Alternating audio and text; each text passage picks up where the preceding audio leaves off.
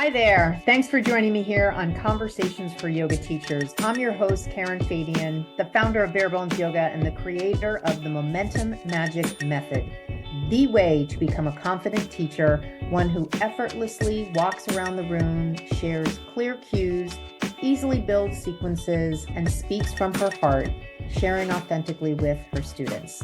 On the podcast, you'll hear anatomy lessons, stories from teachers, interviews with others in the field, and a dose of personal growth, because having a strong, healthy mindset is such an important piece of being a confident teacher. In addition to the podcast, follow me on Instagram and TikTok at Bare Bones Yoga for daily videos.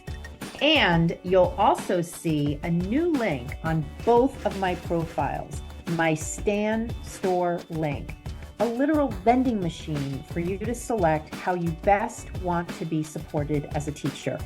There, you'll find links to the podcast, free resources, and other ways I can help you be the best teacher you can be. And don't forget, every single week, in addition to recording you a new episode of this show, I also teach yoga classes and free workshops specifically for yoga teachers. The only way to get your invite is to be on my mailing list. You can do that simply by going to my website, barebonesyoga.com, and down at the bottom, entering your email in the box. Here we go with today's show. Hi there. Welcome to Conversations for Yoga Teachers. I'm your host, Karen Fabian, and this is episode 295. We are getting closer. We're 5 episodes away to episode 300. And in honor of getting closer to the 300th episode, if you DM me the number 300, I am going to send you a special offer. I just was inspired to do that, and there it is. Now, next thing I want to say is I am recording this on August, on May 8th, and this will go live on May 13th, 2024. I always like you to have real-time reference. And today's episode is a guest episode, and I'm going to tell you in a moment about my guest. What I wanted to share with you before I do a quick intro and then we hop over to the actual conversation I had with Amanda is I wanted to let you know that in the past week, since last week's episode, I added something new to my Instagram. If you visit my Instagram, Bare Bones Yoga, right in the heading, you will see a link to my Stand Store. The first couple of options in my Stand Store are free strategic resources that I want you to have. And when I say strategic, I mean it's not the same old stuff you're probably used to seeing. One of them is a pre-class meditation you can do if you find that you get nervous before you teach your class. This will reset your mind and allow you to go into the class feeling more confident and empowered. The next thing is there is a yoga teacher journal exercise, and I intentionally picked inquiry questions that are designed to start to pull from you your vision and the steps to get there and the resources you need to make it happen. These are not your run-of-the-mill journal questions. So make a cup of tea, pull out your journal and your best pen. I want you to write the answers out. There's a lot of neuroscience behind writing versus typing on your computer. So get those supplies and do that. And then the next thing, the most recent thing I added is an anatomy test. I talk to so many yoga teachers who know that they don't know anatomy. And then I talk to yoga teachers who express to me the symptoms of not understanding anatomy. Things like, I look into the class, people are out of alignment, and I don't know how to help them. I walk into the room, I share cues, but I don't understand the reason for the cues I'm sharing. I get questions after class, I don't know how to answer them. I'm worried students are going to get hurt. There's so many. These are just some of the symptoms that you don't understand anatomy. And I'm just being straight with you because it is a requirement that you understand it. But the question is, because there's no test in the yoga industry, how does a teacher actually know if they don't understand it? Because it's the kind of thing you can sort of go out there and teach and not understand it, but kind of feel like you're just doing the thing. So I decided to make a 20-question test. And you can get to that right off my Instagram bio, pick the anatomy test. It's an audio test. Have your pen and paper ready, and you can just literally go through it. If you get more than 2 incorrect, I would be so bold as to say you don't understand anatomy. But guess what? At the end of the audio, I tell you exactly what you can do to fix the problem. And of course, since you're a listener of the podcast, I'm going to give you a special incentive. So DM me the words podcast anatomy offer, and I'll tell you how you can take advantage of that. So let's get on to today's guest. Today, I am super, super, super honored and excited to have Amanda Foley on the show. Amanda Foley is a longtime PR expert who, after many, many years in working in public relations, had an opportunity to sort of switch course a little bit. And one of the things she did was dive into a particular area of personal growth and personal awareness called human design. It's a really specific framework that she's going to explain to you in this episode that will expand your understanding of who you are and what makes you tick. I can say that Amanda did a report for me using this human design framework. And when I read it, it helped me understand myself so much. And the reason I'm sharing this with you is because when I met Amanda and she did a report of my human design, I realized how important this is for yoga teachers to do, to understand who you are, what makes you tick. When you listen to this episode, you'll hear some specifics about how this technique is done. It's different from a personality test, although for right now, just in explaining it, I'll just say it's sort of like a personality test, but the way it's administered is completely different. And there's no way to cheat. You are kind of assessed based upon these hard and fast criteria. And when you read your report, and we'll tell you at the end of this episode how you can get a report about you to tell you which type you are, it will explain so much. And for yoga teachers, that's really important because I want you to have a different view into who you are than maybe the view you have now, which is through the lens of, I'm not good enough, I'm not experienced enough, I don't have enough experience teaching yoga, maybe the inner critic that berates you after you teach, maybe that feeling of lack of confidence when you teach. I want you to have some good objective information about your strengths and what makes you unique so that you can lean into that when you go in and teach your classes. So with that, we're going to hop over to that episode, my conversation with Amanda Foley. You can check the show notes for links on how to find her, and we also go into it at the end of the episode. Okay, here we go. Hello, how are you? I'm good. How are you? Very good. I'm so glad that we have this opportunity to do this. Me too. I was reading up on the report that you had sent me in preparation for this conversation, and I'm super excited. I was also sharing that I was going to be interviewing you today with, I actually am going to physical therapy, and the physical therapist is fascinated with all the things I'm doing. So he said, "What do you have going on today?" So I was explaining to him I'd be interviewing you and what human design is, at least as far as I knew it. So yes, very excited to be here. So let's just kind of kick it off. I mean, I feel like we've had a number of conversations before, and that's why I sort of love to keep these things just like organic and moving. Yeah. And with you, I've kind of pulled back the curtain a little bit already and gotten some background. And I'd love to sort of start there so that people can kind of have a frame of reference. I know we're going to kind of go a little bit down this rabbit hole of human design, but I know that there's sort of a broader context for who you are and what you do and who you help. So why don't you start sharing a little bit of that just to give the listeners some background on who you are and what you do. Sure. And so I'll try to keep it brief because even according to my human design, my life happens in 3 phases.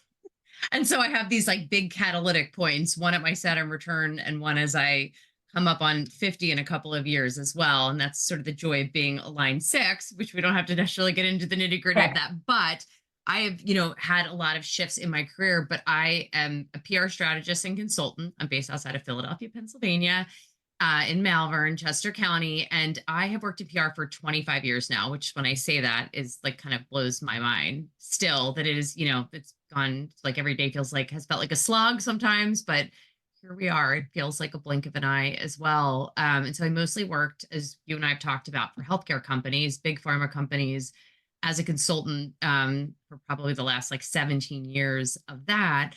And, in 2021, as so many people sort of did, we kind of had these like awakening moments where I was like, do I feel aligned with this anymore? And not even just the healthcare piece, but even the media piece, because things, was just such a crazy and catalytic time, I think, in so many ways. And I really had this moment where I had to really revisit, like, is this what I want to do? And is this where I want to do it? And so I ended up taking about a year off just to really give myself time to say, like, who am I outside of this world that I've spent so much of my life operating within? And I ended up completely shifting my PR career. And it's crazy how when we give ourselves space and quiet and time to just, shut down that noise that's so loud. I was very burnt out. I had some chronic health conditions that had come on as a result of just, overworking. I'd had it good for a long time, but it became very Yeah. stressful the last 5 years, and it started to catch up with me. And I felt that very much. And I ended up having, as like the universe will gift us sometimes a very natural opportunity to take this break, because a huge account that I had run for 5 years was they were acquired by a bigger company, and it sort of disappeared overnight. It was like, do I take a break, or do I just hop on to another project? And it was a little bit of a battle for me, but I ended up, giving myself probably the best gift that I've ever given myself in my life for many, many reasons. And so as I was sort of out there on my own little spiritual journey, I started meeting all of these people, like in wellness, in like very deep spirituality, types of healers and all different modalities. And human design was one of the things that sort of kept coming back around for me. I can talk a little bit about what human design is for your listeners that aren't familiar in a minute.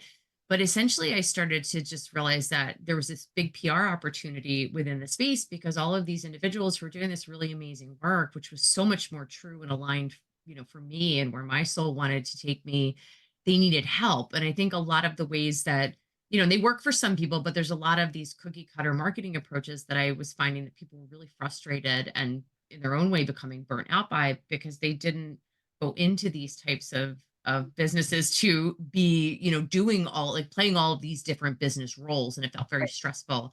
And I'm seeing how big podcasts are. I'm like, there's so much opportunity, but nobody's, most of them didn't know how to get out there, or they thought they had to be invited and they didn't. And I thought, like maybe there's something here for me. And as I started to explore, it just kind of like led me from one step to the next. And next thing you knew, I was taking on clients as a publicist.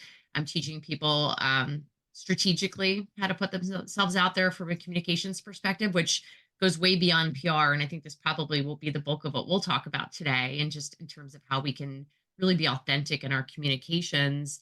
And so I use the energetics of human design and the G keys to inform all of the PR and the strategy that I do with my clients. And it's been really fun because it helps them make truly meaningful connections with the right people. And it also magnetizes attention and PR coverage as well, because you're speaking as yourself, and you're actually speaking from a frequency that the people you're meant to reach can hear.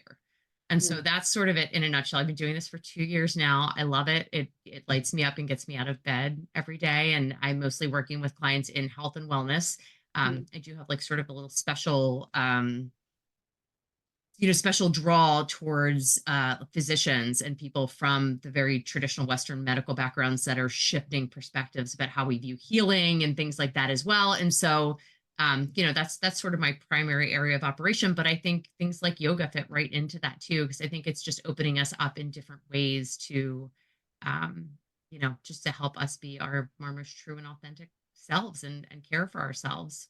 Yeah, totally. I mean, I certainly think of yoga teachers need to tap into and need to know how to tap into that authentic way of showing up so that they can teach in a way that feels aligned with who they are. I actually just had a conversation today on she had commented on my video and she had enrolled in my membership. And we had had a conversation earlier this week about she really feels called to teach a particular hybrid style of yoga that really is a blend of a very traditional style, but she wants to start the class out with something that's sort of faster paced and a different style. And she really felt called to do it, but she didn't feel like she could do it. And when we were talking, and I said, well, you can do whatever you want. You don't need anybody's permission to create that hybrid. And wouldn't it be amazing if you became known for teaching this hybrid style of yoga?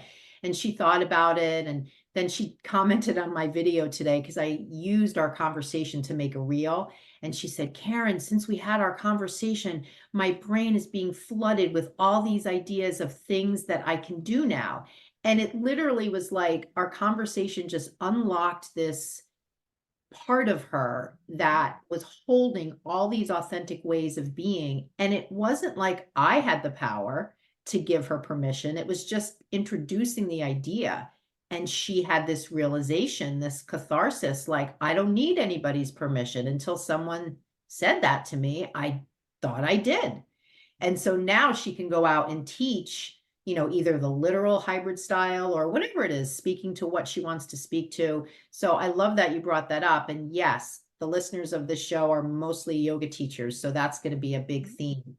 The one question I was thinking of when you were talking was, did you have familiarity with human design when you were working prior for in the other role?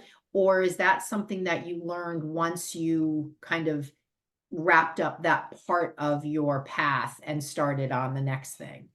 So I probably became aware of human design, maybe in like 2019 was the first time somebody had put it in front of me and said, "Oh, you're a generator." And, like, "Oh, yeah, that's cool." In my mind, I'm thinking, "Oh, this is just another personality typing test." They're telling me, like, my Myers-Briggs or my Enneagram or whatever. And so it was interesting to me. I think the most interesting thing, like, in that conversation, was that we found out my husband is a reflector, which is a bit like the most rare type. Only 1% of the population. I've actually since realized my dad is also a reflector, which is pretty wild when you think about how, unlikely that is, that I was raised by one and married to one. But it interested me, but I don't think I understood it fully.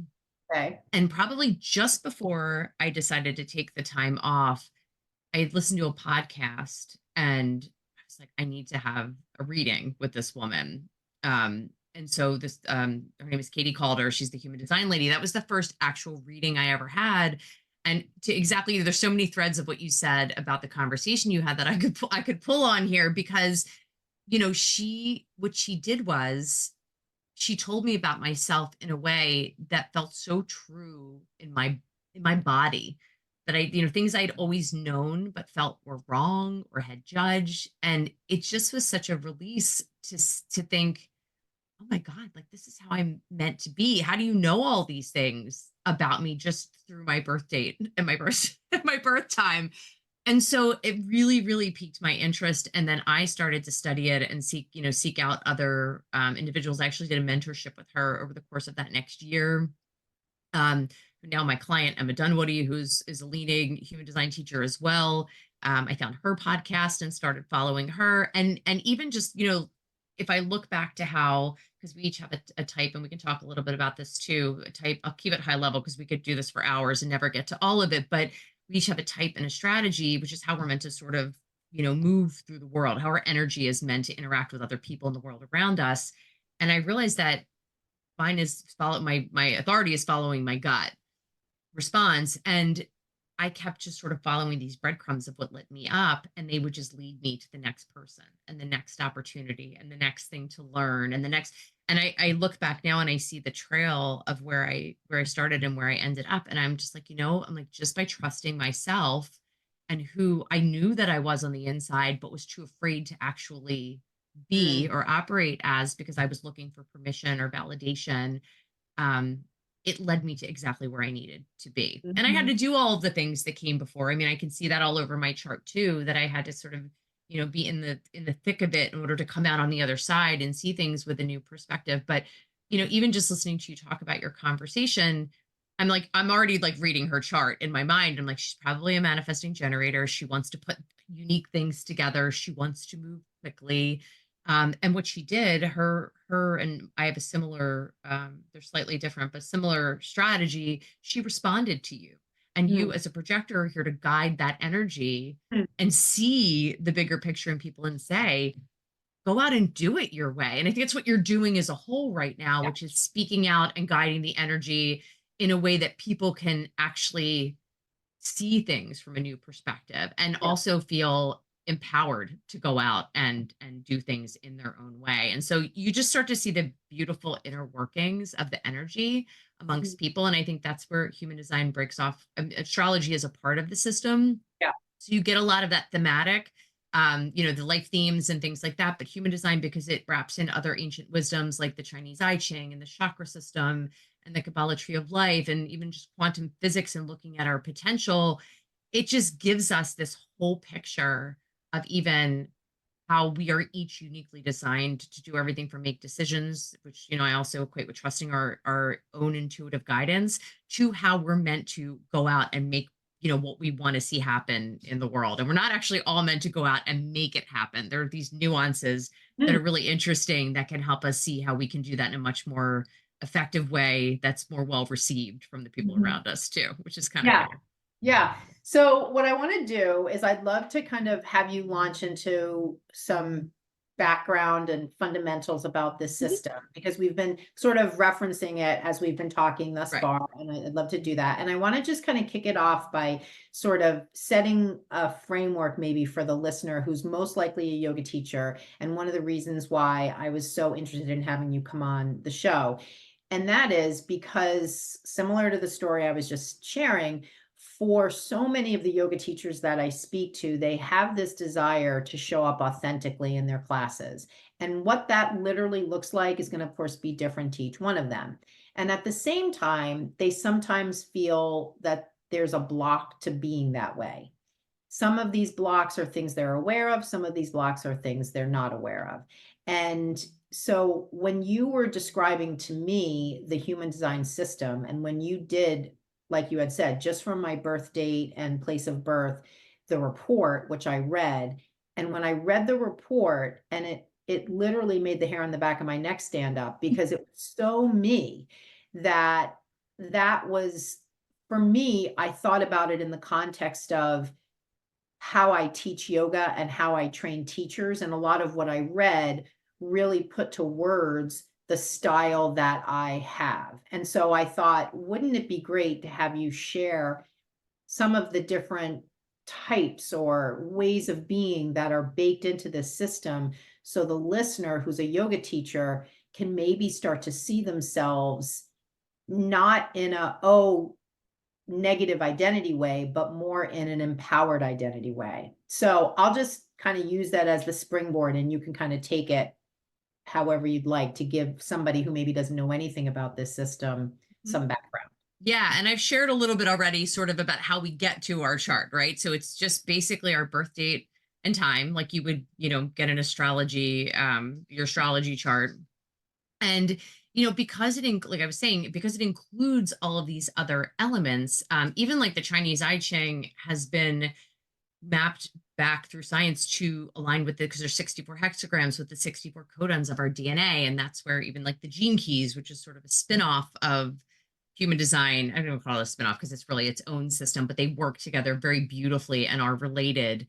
But it just shows us how our energy is meant to move through the world, because what we all want is to move through life with the least amount of resistance. And I think what happens is everybody is taught that we are meant to just go out and make it happen or go and get it. And it doesn't mean that we all have to, most of us sit back and just wait, but it also means that we need to learn to trust ourselves and who we want to be so that we can call in the right things to know what to act on. And so I think that the biggest, they call it the science of differentiation for a reason. That's the way they refer to human design, and it's because we are literally all meant to be our own unique puzzle piece, so that we can all fit together into this beautiful whole. And when we operate according to our conditioning, which is essentially what happens to the vast majority of the world, we can't be that most authentic self, and we're always comparing. And so what this does is it gives you permission, like you were talking about with your friend that you were talking to go out and actually live as the person that we are meant to be, which is how we share our gifts with the world. And so, um, we're imprinted by these little tiny particles of energy called neutrinos, which it's similar to astrology at the time of our birth and 3 months before. And so, in human design, you actually end up with two sides of your chart, one of which you are more conscious of. They call that the personality side. And then there's the body side, which is something that you express out into the world, but other people will see in you more than you will see it in yourself. And so sometimes for a lot of people, bringing light to even, and when I do in the communications report, you probably have noted you're a 3-5. And Yeah. so that 3 is going to feel a little bit more conscious to you, which is like you're here to have experiences that teach that teach you so you can help other people learn from them and share it. But you also have an unconscious side, which is going to be people are going to come to you though for solutions often. And maybe I think you're at a point now where you're realizing you're here to have this impact and be the leader. Sometimes they call it the heretic. You're here to kind of speak out about what you see that can be improved and changed. Totally. But perhaps, in prior years, you may not have felt as comfortable in that Right. role. True. And I think as we all, grow and mature, we become more comfortable speaking out and being our true selves. But sometimes when people are even in like the middle of their lives or that sort of quarter life stage, it's really tough to break out of that mold. And human design actually kind of helps us see both sides sooner. Like I wish I would have known my unconscious side a little bit better, because I feel like people always called things out in me, as like being like a role model or a leader, where I never saw myself that way. So it starts to kind of make things make sense to us too, because it's what other people also see in us that maybe we can't recognize. And so essentially the way the system works, and we could go on forever, but I'll give the high level. The way the system works is they've divided it out into 5 types. And so this is what we call our energy type. And so there is the manifester, which is about, I don't know, 8 to 10% of the population. And these are truly the types that are actually meant to go out and initiate and make things happen. So they're internally inspired. They're leaders. They kind of show us where we're all going. If you look back in history, even a lot of the like kings and queens and very high level leaders were manifestors. And they are the types that, they have these creative urges that literally just kind of rise up through them. And it kind of works almost like as a little bit of a chain in essence, in that you go to the next 2 types, which are both generator types. And there's a generator, and then there's a hybrid, which is a manifesting generator. And so those types are meant to be lit up by the work that they do. 70% combined of the population. Most of us, you are not, you're a projector. We'll talk about you next, but we're here to literally be inspired and respond in some way and go out and actually then build and create and build mastery. You look, then this is really in a nutshell. There's so much more to all of this, but it also is how our aura operates in the world. And so manifestors are kind of closed because they need to be doing their building. They don't want to be interrupted. But when the right people come along to be inspired by them, like us, the generators, we're very open. And so we sort of magnetize things in, and then we go out and build mastery. Manifesting generators, which are a generator type, but a hybrid of the 2, they actually have a little bit of both of those energies, and that sometimes they will sort of have an idea that could be inspired, but they wait to respond. And so a synchronicity, they'll hear something on the radio or television or a podcast, and they'll say, that's my sign to go. And then they go. Where somebody like me, again, it doesn't mean I don't have my own ideas or inspiration, but what it means is I'm not always going to see all of the steps ahead. And so as a generator, I've learned that I have to be very trusting that if I keep myself in the right frequency and alignment, I'm going to call in the people, the opportunities. And it really is amazing how when you can do that and just hang back and slow down and wait a little bit, better than you even could have imagined for yourself, things start to kind of just come in out of nowhere. Like even for me, like we got on the phone to talk about something else, and next thing you know, you're like, do you want to come talk on my podcast? And I'm like, and my response was, yeah. yes, Yeah. because it lit me up to do this and to share this with people, even though maybe this wasn't an audience that I had necessarily even Yeah. thought could benefit from talking about these things. Then Yeah. there's people like, then there's you, the wise projectors. And the projectors are actually sort of the new leaders that are coming in because you lead in a different way. You lead by making yourself seen. And you have to sort of be invited to lead in the sense that you're not going, if you're too forceful with what you want to say to the wrong people, and it's okay if it doesn't mean you can't speak out, but you have to understand that certain people are going to hear you Mhm. and want to be guided by you. And so you have so much wisdom to share. And sometimes projectors can feel unheard because they feel like sometimes they're not resonating with people. But it literally just means that it's not the right people. They're not the right people for you. And when you find those that you're here to guide, you'll be invited in and recognized for this amazing wisdom that you have Mhm. to share. So the strategy for the projector is sort of waiting to be recognized and invited before sharing. And a lot of people have these sort of projected energies in their channel. So I think for a lot of us, like I have a lot of projected energy. I can share, but I also need to make sure it's invited or people will think that I'm Looney Tunes if I share in the wrong environment. So it's a lot about timing for people. And then there's and we're giving very high level here. It could go much deeper. So people will find all types of information and different details, out there as they start to search out their own types. But then the reflectors, which are the rarest type, and they are lunar beings. And so even for them, that means they have nothing colored in their chart in all the centers. They're completely open. And so they're constantly absorbing and reflecting back the energy around them. And so they're sort of our mirrors. They show us, being married to one is very interesting because sometimes you have to discern whether, like, is he in a bad mood or is he reflecting something back in me Yeah. that I'm not sure of? And so it's really interesting because I think, they even sort of are these antenna that go out in the world. And, like when my husband travels for business, I'm always like, what's it like out there? Because I know that he can really feel into like the broader collective Yeah. energy. But then they have to learn to be Teflon. They have a Teflon aura so that because they would be taking in so much that it would be Mhm. almost impossible. But they're very fluid. They can do a lot of different things and learn a lot of different things. And they're very rare and interesting. Yeah. Interesting type. There's a song by Taylor Swift called Mirror Ball. And Mm, if you ever read the lyrics, I didn't know about the depths of this type, but it's exactly the lyrics of that song are yeah. exact. Oh, I'll have to check that out. That's very Yeah. Oh, interesting. wonderful. And it's basically in the context of a woman who loves, who's attracted to a man, and her whole way of connecting with him is to be a mirror ball. So all of the lyrics outline how she's basically just trying to connect with him by simply mirroring him. And Hmm. obviously not a great way to build a relationship, but it, No. Well, and yeah, reflectors have to learn too to, not just be what's around them, right? So it's like sort of finding yourself within. I think a lot of people have to struggle when they find out that they're a reflector because they think, oh, I don't have my own personality, right, which is not true at all. right. So yeah, I mean, and then so that's sort of the biggest piece that people will learn first. And that is Okay. essentially, your type comes with that strategy and sort of your self and not self emotions, like for you, which would be feelings of bitterness if you were Yeah. not in alignment, and then feelings with six feelings of success if you feel Mhm. recognized and invited in.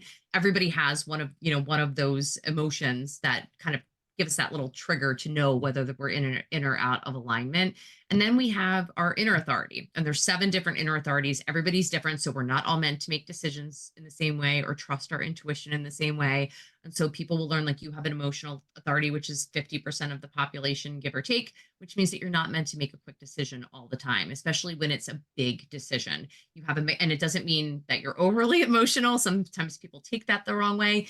It just means you have a mechanical wave of energy that runs through your body. And that's what human design shows us, is where we have consistent energy, or energy that might turn on or off depending on what's transiting through, like the solar weather and all of those things. But for you, you need to ride a wave to neutrality before you make a big decision, and you shouldn't feel super high or super low about it. And a lot of people struggle with that because it's like, people that have sacral authority like me, where it's a really quick decision making process. Often I just know.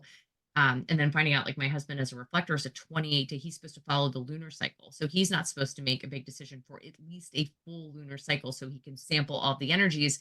Now I understand why that drove me crazy that he couldn't make a quick decision. I'm like, just do it, or just, and he's looking at me like, I can't decide Right. on that. So not for everything, but these are just things that we know about ourselves that help us to trust ourselves more. And then in the report you saw, we have a profile, which I couldn't go through all of those. There's 12 of them, but they're a combination of six different profile line numbers that show us both, sort of like what we do, who we are, and then how we put it out into the world. And so we start to put all these clues together and what it can show us. And this is the report that I shared with you, which is on my website. If anybody is interested, gives the background on human design, your type, and all those things. But I focus mainly on how you're like sort of interpersonal communications, how you're meant to go out and present yourself to the world, not to tell you how to do it, but literally to confirm the things that you probably have always already felt inside of you. And so when these yoga teachers are maybe feeling a little bit insecure about doing things their own ways, things like this can actually be really and I've never met anybody that hasn't resonated with it, at least especially if they're open to it. Some people will be closed off and their conditioning sort of prevents them from allowing themselves to see the truth in it. But if you're open to it, I've never, I don't think to this point, come across anybody where it was like, no, that doesn't resonate for me at Mhm. all.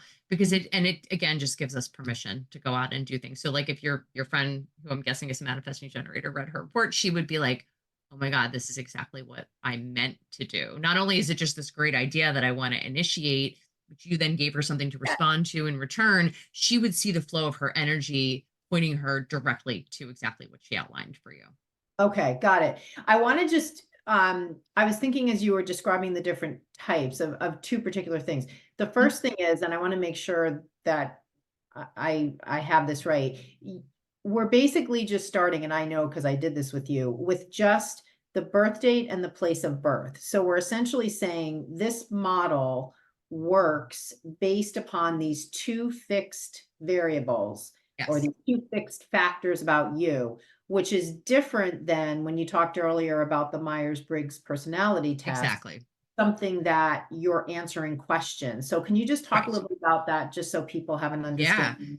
Like, Definitely. And so this could feel very much like the results of a personality test. The difference is it's completely objective based on your birth date. The exact time can be really important with certain factors to, because some elements, even just minutes, can change the results. The big things are usually okay. And there's ways to sort of, look at a chart across the day if someone doesn't know their exact birth time, and then you can sort of feel it out. And people do birth time rectifications and things like that too. But the birth time is pretty important. The difference is when you're taking something like an Enneagram test or a Myers-Briggs test, and Emma Dunwoody, who I mentioned, my client, she talks about it this way, and she's a behavioral specialist first before she found human design. And when she said this, it resonated with me so much because whenever I would take one of those tests, I would be like, well, I think this is the right answer, but you're sort of like never, you're almost sort of answering from who you want to be, or maybe right, who you used to be, or who am I in this moment? Where am I? And then the results can be so variable because they're not objective. Like you are, your cognitive dissonance is interfering while you take the test. And sometimes you can take them and get a different result. The difference from this, and I think if people aren't necessarily into astrology, can be a little bit of a leap for people, but I mean, there are scientific facilities that study neutrinos, which are like the teeny tiniest particles of matter, and they imprint us. And so, based on where the planets were at the time of your birth, and then 3 months before, which give or take a couple of days, which is where you get that unconscious side, we are imprinted by these energies in those moments. And that is what creates the sort of the energetic consistency that we come into this world with, the map of our potential, let's call it. And quantum physics is a part of human design because it essentially shows us a map of who we came here to be before the world got its hands on us, because a lot of times we're not operating in our natural energy. And as I mentioned, I mean, even when you start to look at the fact that the hexagrams of the Chinese I Ching, there's 64, and there's 64 gates in human design. They have been mapped back to our genetic codon. And so, of our DNA. And when you start to see these connections, I mean, I think there's so many places where you start to see where science and the metaphysical really are all saying the same things. This is one of those examples of how, there's no coincidences in all of yeah, these things. And there is true science behind it. And, I tend to be pretty skeptical, having worked in, the which I kind of now say with air quotes, the scientific realm, because most of that is funded by money and industry, and most of the science we see is not objective in a lot Yeah. of cases. Yeah. But in the case of this, I just think ancient wisdoms, they used these for thousands and thousands of years Yep. before they were disregarded as something that was pseudoscience. Yeah. And really, I think they're so much more accurate than a lot of these more, designed scientific systems that we look at today are. And I think that was your basically answers your questions of, how we get to that map from our birth date and time, and then also why it's so much more objective. Yeah, totally. And I mean, I think when you mentioned Briggs, I'm sure some people listening are going to relate to when they took a Myers-Briggs test, or they did some quick thing on And they can Google. be great. So I'm not picking on those Yeah, either. but But I think it's yeah, interesting to think about your sort of self-qualifying yourself as a certain kind of person because you're answering the questions, presumably in a way that you think they should be answered, not really the yes. way that's truthful as a reflection of who you are. Right. And The not other even intentionally, because it's, your subconscious is Totally. controlling so much of it, right? Totally. And that's the thing that I want to talk about now, because this is really where we make the connection to a lot of what I see when I work with a yoga teacher or just talk to people on social or whatever. When you mentioned before quantum physics, and I don't know how much the listeners know about that, but I think, it's this idea of potentiality. And similar to the conversation I was having that I described to you earlier with that yoga teacher, that literally was an example of I saw the potential in her that she didn't see. And once I acknowledged in her that there is this potential, and this is the kind of thing that happens all the time with me, that person will now say, oh my God, I can step forth into my potential. We often can't see it because, like in this case, she was waiting for permission. In other cases, somebody might tell me about some trauma they had as a child, or something someone said to them when they were younger, or belief they have from how they were raised. And it was interesting to me when you said there's this sort of potentiality we all have when we're born. And then let's just say things happen and we assume certain ways of thinking and certain ways of being that sort of mask that pure potentiality. And this absolutely is a theme that I see over and over again. So the reason I want you to talk to this is, you know, when you get your report after you do a reading, and I want to talk at the end and make sure listeners know how to get a report from you. Um, that report is a reflection of who you really are, with all those things pushed to the side. So kind of like you unmasked.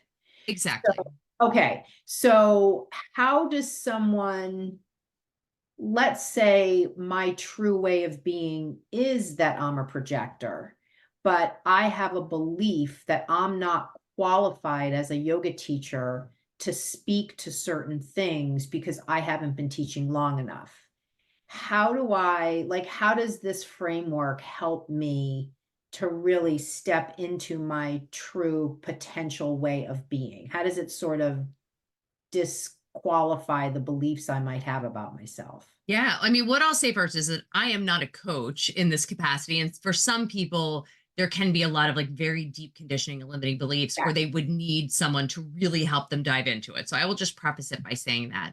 Yeah. But what I have found, at least, and personally, as well as for anybody that I've shared this with, or clients that they've used, this approach with them to get them out, and into the public eye via media, is that it oftentimes reinforces what they have already felt on the inside, but Mhm. we're too afraid to express, right? So we all, like with any energy, there's a spectrum of energy, and there's shadows within each of these elements as well, Yeah. which I don't tend to focus on, because I'm like, here's what you're allowed, you should, give yourself permission to do this. But if it doesn't feel good, you also have to take the pieces that resonate and, put aside the ones that don't, which may come into play later, because these are living transmissions that have to sort of unlock within us as well over Right. time, right? And we start to Right. learn to accept these things about ourselves. But, like for example, for you, and I don't know if this will be I think this could be a good example. So, and I am raising a projector. So a lot of times projectors as kids have a natural proclivity to maybe hang back a little bit and not be the kid that like pushes into the circle of friend groups. Their natural energy sort of knows that's not what they're supposed to do, and that they want to wait till someone turns around and says, hey, Karen, good to see you. Like, come on in. Like, we're doing Yeah. whatever. Right. And so you are recognized and invited. It doesn't mean you have to hide in a corner and wait for, but you make yourself visible. Mhm. So I think about if, like my mom was raising my son, he kind of does the same thing. And he's very social. We've got 12 kids that live on our circle. They're knocking on the door for him all the time, but he's rarely the one that starts. I see. And I see now that his natural energy just knows that it's not always meant to be. Now, eventually you create an open invitation where, you don't have to wait every time, but I watch him follow his energy. And I know, like, I think, oh my God, if my mom raised him, my Italian mother would have been like, go knock on the door, get in there, push your way in, which would be honestly repellent to Right. some people because that's not how, because the projectors have a very focused aura. And so I think that's why, that's just one of many examples I could give, but it's just showing how when we follow what feels natural, even if it feels illogical sometimes, it brings us so much further along, the path where, so for example, you having that 3 in your profile, you might be maybe afraid.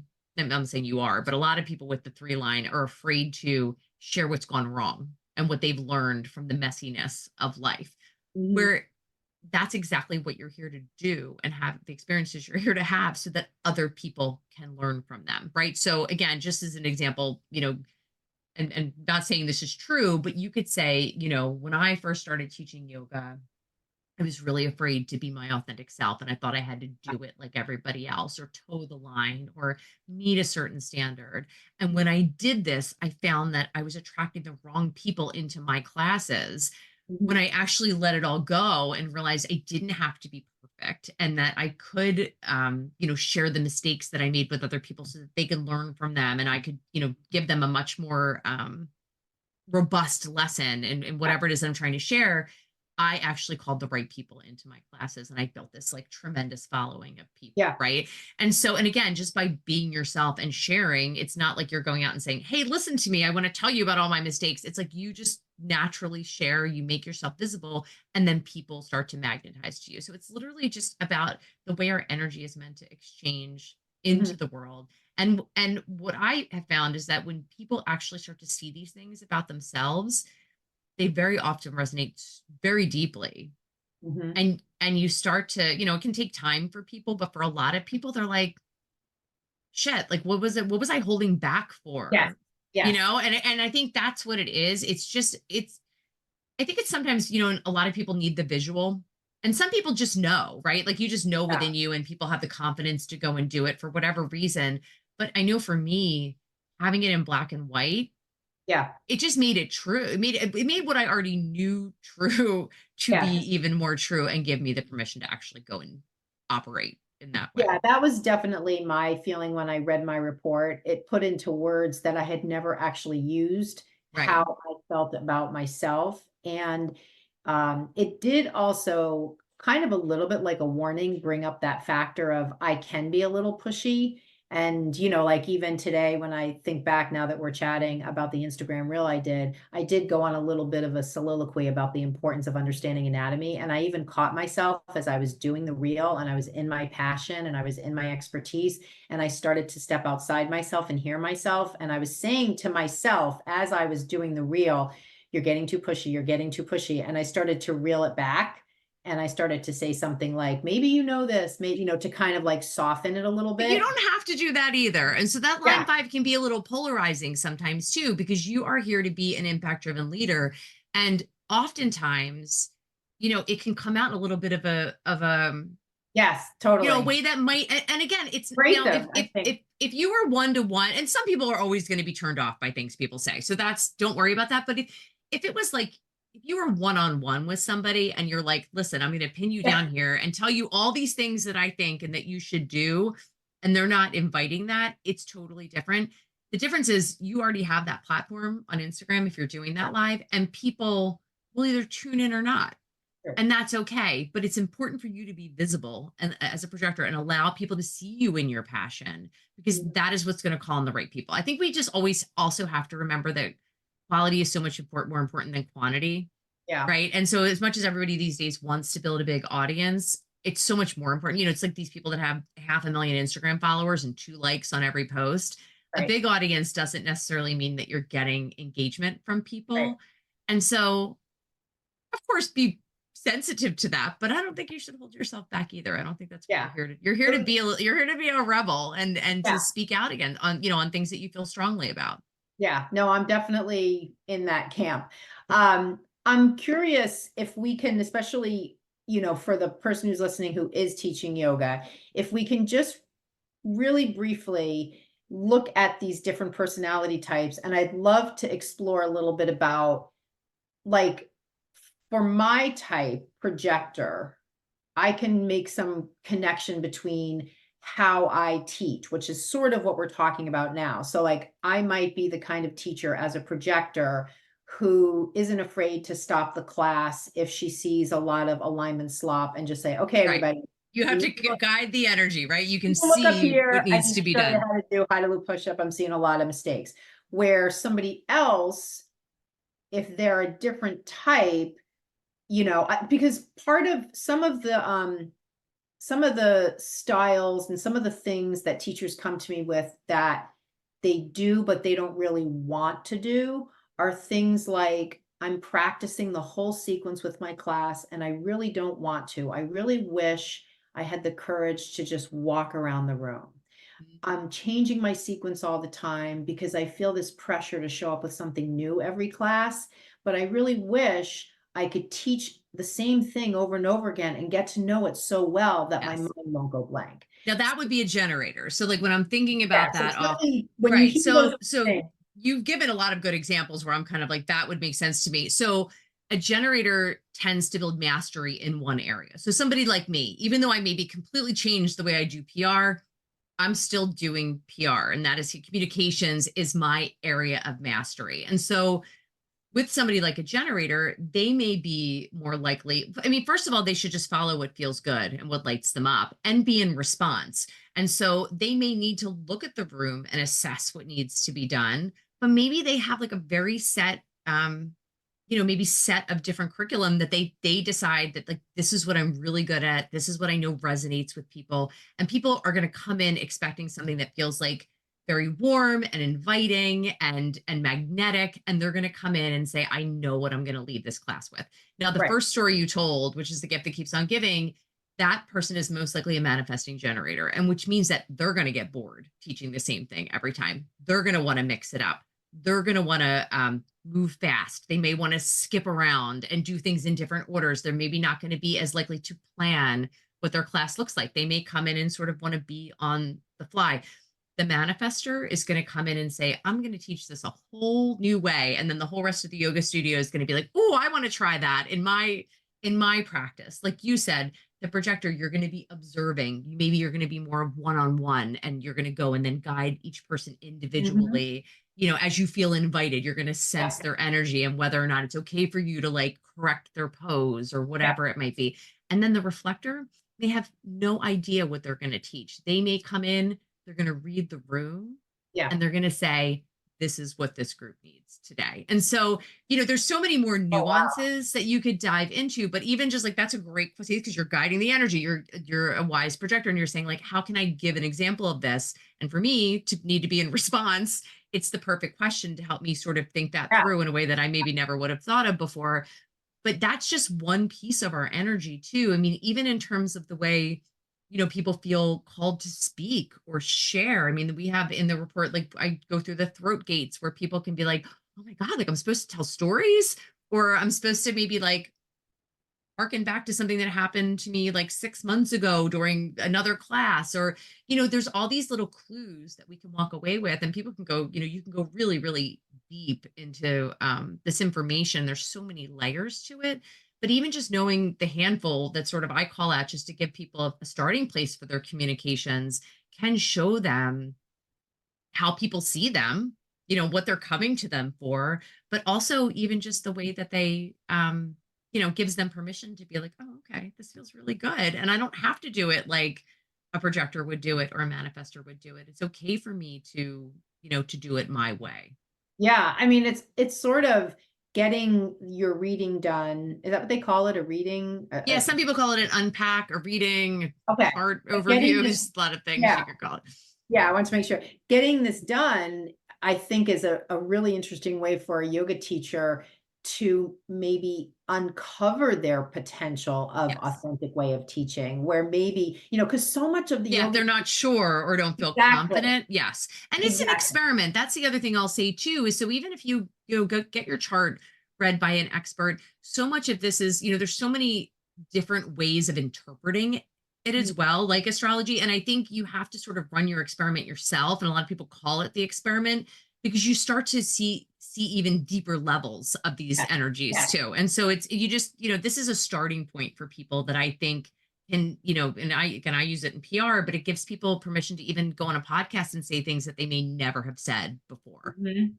Yeah, no, I love that. And I think too, because the yoga industry has a bit of a cookie cutter way of training teachers, that there is this sort of systematic pumping teachers through this system, and they'll come out sort of feeling like, I have to do it this way, I have to say this. And I'm curious, as people reach out to you, and we'll tell them at the end how to get the report done, this could really be another way to give people permission to teach in a way. Like, I loved when you gave those examples of, and I know from teachers I've trained in my program, one person was the kind that would walk in the room and just, and she would say to me, she was battling. Now I'm thinking back to the conversations I had with her. She was battling the part of her that wanted to be the spontaneous teacher because she was Mm, trained to have a really formal sequence that she taught all the time. And right. so she was in this quandary of, this is not really how I love to teach. So I feel And like, there's so many nuances too that even some yeah, people that may, tend to be ones that build mastery, they may have other elements of their chart that pull them towards mixing it up on occasion too. So I always say it's really like to people to be careful not to get caught in the dogma of it because that can yeah, happen a lot too. So if it doesn't mean it's a rule book either, but I yeah, just think it's a beautiful starting point for people to give them that ability to trust themselves. yeah, And even if they find one thing in there that gives them the like that permission to go and do it their way, because again I think it is so much, and I'm sure as yoga teachers you build followings and you have people that come to you and you want to find the right people, because otherwise then you're teaching to people that are not even wanting what you truly want to give. And trust me, as someone that like spent a career that I could be really good at, but it wasn't in the right space with the right people in many cases, I wasn't using my abilities in the correct, or my energy in the correct way. right, And so, they could end up building a really big following that's not the following they want. And then you're stuck teaching inauthentically because right. you have to start all over again. And that might be okay too. People have to learn, Mhm. we all learn the lessons from those Yeah, things. But totally. I just say, why not make it a little bit easier on yourself and, kind of see it in black and white, that potential, which can I think save a lot of pain and Yeah, wasted totally. I energy. mean, yeah, I mean, the whole idea, I think, around teaching yoga that comes up a lot when I speak with people is, I want making it feel easy, like making it feel like, Yes. even just in the transition from you're going about your day and you have a class that night, so many people tell me about the angst they have as they make that shift from whatever they were doing during the day to, now I have to go teach. Now I have to go show up as this part of me. And it Yes. just feels like such an effort Yeah. rather than, It's exhausting. And when you use your energy correctly, I mean, this is the other thing that I've learned is I have a lot of energy, but I used to be tired all the time and I still wouldn't sleep because I wasn't using my energy correctly. And when you use your energy correctly, I'm sure it's not just a human design thing, it yeah, goes across probably any type of spiritual teaching. yeah, When we use our energy correctly, everything just flows better. totally. Everything. Yeah. Yeah. I often talk about, imagine when you go in to teach your class, your glass is either half full or fully full. And whatever level of fullness, maybe you've had a bad day and it's half full, maybe you feel really great and it's full. How are you going to use that energy? Because let's say, for instance, you're practicing with your class. Well, you know that you're going to be using a whole bunch of physical and mental energy simply because you're practicing with them. And all of that energy could be used to connect with them. Yes. And it's going to feel better. They're going to feel like they have more energy if they're teaching in their authentic Yeah. way as Yeah. well. Yeah, and again, I bring up the practicing thing. Maybe that is part of that person's human design that they do. That is part of what resonates with Yeah. them. And the thing that you said before that I just want to call out is when you use the word experiment, this is a word I use a lot. It's one of my sort of kind of branding mantras that, it doesn't really matter how many hours of training you do. It's really more your willingness to experiment with different things. And I love that you said that because there is a bit of nuance, it seems, in this. So the Mm, experimentation is kind of the way to say, maybe to a limiting belief you have about yourself, I'm going to try this. I'm willing to try yeah. this different way, which is more aligned with my chart as a way to maybe dispel that belief that somewhere along the way I picked up.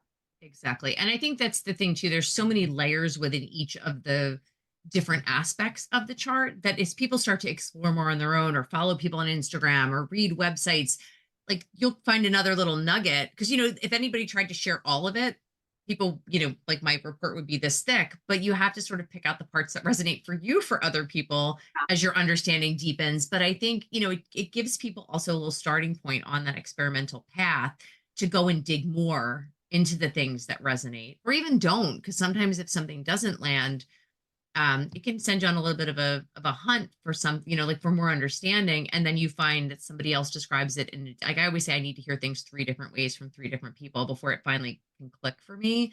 And Yeah. so for some people, they need to go out and explore a little bit too as they run that experiment to see if maybe there's something deeper that's there for Yeah. them that maybe wasn't even in that initial little nugget too. Yeah. I'll give you one example that is just coming to me as we're talking, and I almost think that is kind of a spiritual download that I'm inspired to tell you this. Yesterday, I woke up and I had a bunch of intentions of how I wanted my morning to go, which wasn't how my morning went. And before the morning got away from me, I really listened to my intuition and I went for a walk. And I have this sort of curated feed on TikTok of all these amazing creators. And I just was walking on my walk and scrolling through my curated feed, and I had my earphones in, blah, blah, blah.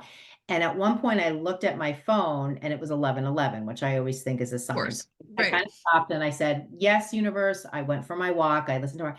And when I came home, I had a couple of yoga teachers had enrolled in my monthly membership. And they had been teachers that I'd been talking to. And I was so excited that they had taken that step forward. They were kind of on the fence. They weren't sure, they were ready to learn anatomy. And somewhere between me leaving the house, chatting with them, and coming home, they both had enrolled. And so it was just one of those things where listening to my intuition of what I really needed, even though I could have stayed home and sat at the desk and done all those Yes. things, it was just that aligning with, kind of who I really was in that moment and what I. Well, and projectors are, a lot of times projectors are raised being called lazy because you're meant to use your energy really efficiently and you're not truly meant to be the person that sits at a desk or does anything for 8 hours a day because you could do it in 3 or 4. Yeah. And so sometimes even giving yourself permission, and I've had to learn to do this even as a generator, like I can slow down so I speed up. So if I give myself that, ability to calm myself, I can actually get more done. And for you managed your energy well. And so what you did was you allowed that energy to Yeah. come right back to you without having to force or push. And that's a big part of being a projector. It's like, how can you give yourself that ease? Yes. Which you Yes. did. Yeah. And I think these things, like a couple of years ago, I would have heard this conversation and thought there was no logic to it. And that I think Mhm. part of the magic is that exactly what you just said, when you sort of allow yourself to let go of logic in a sort of academic way, like we learned in school, sort of It's logic, hard. It's hard. it is. Yeah. And I'm a very academic person. I'm a very like studious person. I'm like an anatomy geek. I'm into all of that Yeah. studying. And it really felt different to have even a moment like yesterday where I had the choice. I can sit at my desk and keep plowing through, or I can reclaim my morning and do the thing I wanted to do that I haven't done. And in that reclaiming came an outcome that Right. was You couldn't have predicted. And that's where the illogical actually works. I mean, if you would have asked me 3 or 4 years ago if I was be sitting here having this conversation, I would have totally. been like, who? Yeah. Me? No, Yes. no, like not even a little bit. But what I have learned more than anything, and I think, as a yoga teacher, you can appreciate this, is that our body holds so much more wisdom Yeah. than our minds. And that is one of the biggest tenets of human design is that when we release the mind and trust the wisdom of our heart and our body, it is so intelligent, Yeah. and we ignore it so Yeah. frequently in so many different areas of our lives. And so that's why I say there's no rule book. But most people, when you start to dive into thinking about yourself in this way, or seeing yourself in this new light, it feels very true in your Mm. body. And that's what I have found, that now I probably go there first before I Yeah. really ever think about anything these Yeah. days. It is a bit of a, not to use it is a bit of a relearning though. Like It you is. have to kind of go, at least for me, I have to It's go a practice. exactly to kind of Mhm. retrain my body and mind that, hey, it's okay. Again, the permission theme, it's okay to Yeah. go do this. Well, because it feels crazy sometimes. I mean, Yes, literally, totally. And Yeah. even in that moment, I thought, I'm going to be crazy at 11:15 to go for a walk that I normally do at 8:15. This is 3 hours into the day. Who am I to be walking around at I know. I 11? did an Instagram post on this before too. It's like sometimes even I could be so busy, but if I get up and take a 15-minute walk, I will come back and do in an hour what I would have like struggled, with for 3 or 4 hours in some days. Yeah. I think it's also trusting your like I have a lot of trusting my timing in my chart too. And it's knowing that like I'm allowed to have a week where I don't feel productive, because I know I could force, but if I just allow, I will blaze through whatever I would have gotten done in half the time, because I trusted my body and when it had the energy for something. And it's something for women, it's a lot of cyclical Yeah. awareness too. It really makes a Yeah. difference. But I yeah. feel like too, as an entrepreneur, that's a big theme. You have to kind of just keep retraining yourself, just keep And it doing always it. gets done, right? I'm always like, I've never missed a deadline. I've never not delivered. So I've learned to trust what Yes. feels, like you said, what feels illogical, or like something you wouldn't put a whole lot of faith in before too. Yeah. Yes. Mhm. Okay, love this. So Amanda, tell the listener how they can, I rechecked your website and I see it's there, but just tell the listener how they can get a reading done. Yeah, Have, so I think I do have a reading still on my site, which I'm happy to do. There are many people out there that can give like wonderful readings. Mine are mainly focused on communication, so this could be of interest to your listener as well, well. there's Maybe the maybe of a report whole new, thing. but yes, but then I do have a report. That's what I meant. Okay, sorry. I was going to say, because I think I do maybe still have a communications for design reading out there. But yeah, so I have a nice report. It's $33. If you Yep. go on my website, curateyoursoul.com, there's a link at the top that says get your chart. You'll Got it. run your free chart, and you'll get a little energetic starter guide to PR freebie that will come to your email. But then at the bottom, there'll be a place where you can actually purchase this communications by design report that Karen has been talking about, and that we've been talking Perfect. about today. And it'll give you an overview of pretty much all the things we've talked about, customized to each person. Yep. And I think it's just a nice place to start for people to actually just have some understanding of what human design is, what their chart looks like, God, the yes. biggest elements, and how that could actually, you could take that away and use that to give yourself permission to teach your yoga class exactly the way you want to. Oh God, I really want teachers to take advantage of this. I think this is something that, the whole mindset piece is never covered in any training. And I think this sort of falls into that category. And it's just it's going to be so revealing for people. So keep me in the loop if you get some hits I on this. will. And thank you And- for inviting me in Oh to God. talk to this community that I don't typically even, necessarily talk to. So this Yeah. is so fun. No, great. And actually, the other thing I'll do is this episode will go live on Monday. When I send it out to my mailing list, I'll include the link. So they'll get the link to the episode and the link to the chart in the email. Of course, people just listening right here, they'll go on their own to your website. And just remind people your website if they're listening. So it's curateyoursoul.com. I think you can actually even put in amandafoley.com. It will come up that way as well and redirect. And then I'm also on Instagram at curate.your.soul.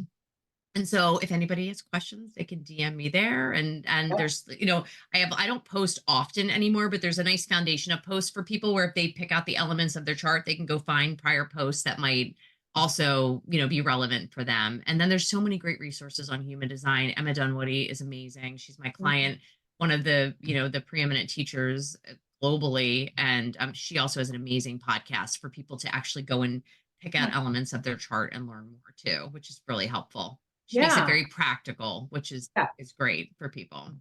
Great. Well, thank you so much for doing this. This is, again, it just sort of happened so organically. I love Yeah. it all happened. And I think this is just such a relevant topic and something that I can't cover on my own. And I'm so glad that I could have you on as the expert to talk to it. So thank you so much, Amanda. It was great to talk to you. Like I said, this will go live Monday. So lickety split, it's going to be up there on the interwebs and I'll send you the link Monday. And I'm excited to have people take advantage of getting the report done. Yeah. Thank you for having me. It's been Of fun. course. Of course. All right. Bye-bye. All right. Bye. Thanks for being here with me today. I hope you enjoyed it. And hey, one more thing. While I don't know you personally, I know what a yoga teacher looks like who's ready to work with me. She's ready to take action. She's looking for someone who has the answers she needs. She knows she's worth the investment. She can't wait to get all her prep time back. And she's excited to make a positive change. If that's you, DM me the words podcast offer to my Instagram, and I will give you a special incentive to work with me inside my signature program. My Instagram handle is Bare Bones Yoga. I can't wait to hear from you.